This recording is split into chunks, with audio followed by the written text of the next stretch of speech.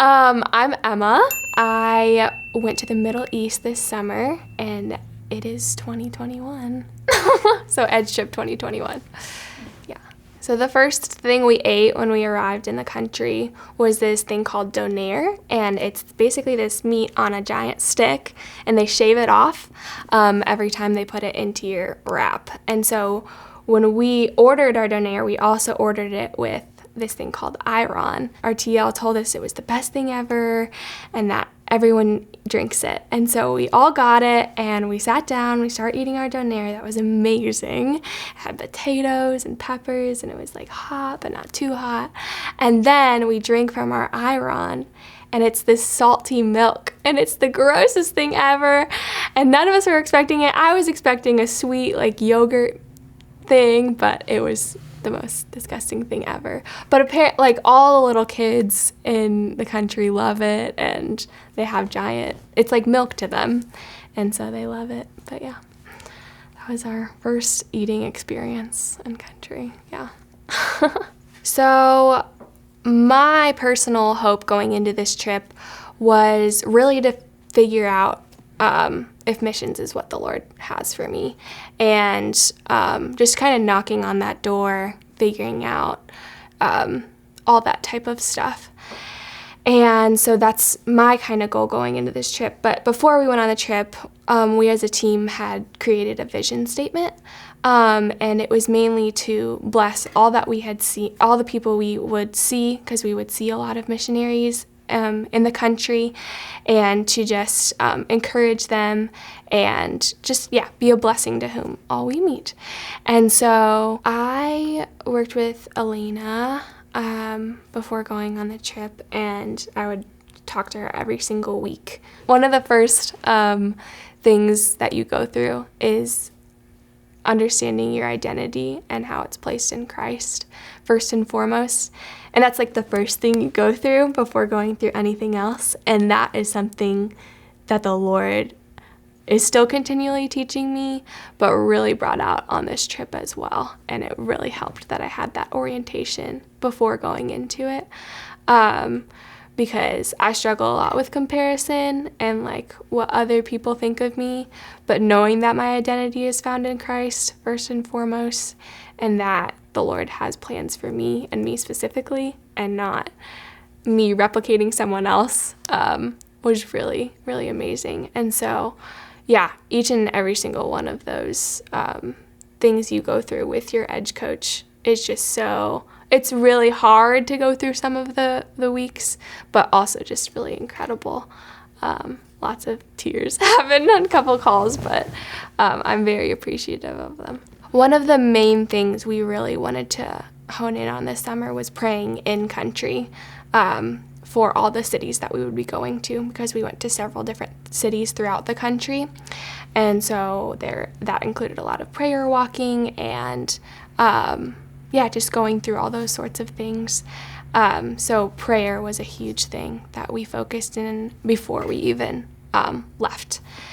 And what a typical day looked like in the country is we would, at least for me, I would go to language lessons for about 2 hours in the morning.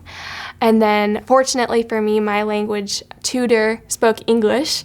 So afterwards we would eat lunch with her. And then after that, we kind of just had afternoons to ourselves to do whatever we really wanted. Often I took naps and just prayed for the country as well.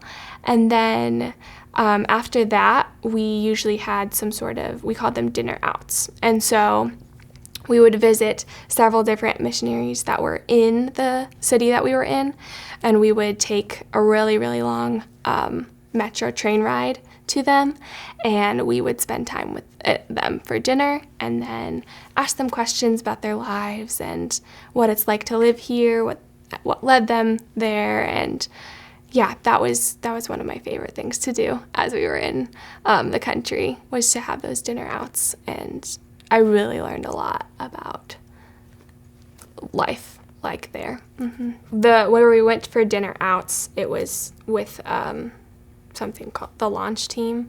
And so they were all just focused on learning the language and learning the culture and not necessarily like building relationships with people. But one person that we met, she was a single girl there, and she had really good relationships with all of her neighbors. So when we went out to her house, all of her neighbors knocked on her door to see how we were doing and what they were doing and like who was there and how she was doing, and that was really cool. But specific opportunities that we had to go, there would be a volleyball thing going on every single night, pretty much about like a 10-minute drive from our house or our apartments where we were. And a lot of people took the opportunity to go there and evangelize to the people there. And I'm not very good at volleyball. I only went a couple times, but it was very, very sweet. There's probably plenty of stories from there, from the volleyball court. But there was a lot of young people there that were very culturally Muslim, not necessarily very practicing. And so that created a lot of good conversations for people to have, along with some people that were just atheists and didn't believe in anything. And so that created like some opportunities for really amazing conversations that people had. Mm-hmm. The expectation I feel like I had going in as for what Muslims were like and what a lot of the belief system would look like was that they would be practicing, everyone would be praying 5 times a day, like stop what they're doing and do the call to prayer. But that was not the case. Where we hung out, we were hanging out with a lot of young people and in malls, and so that created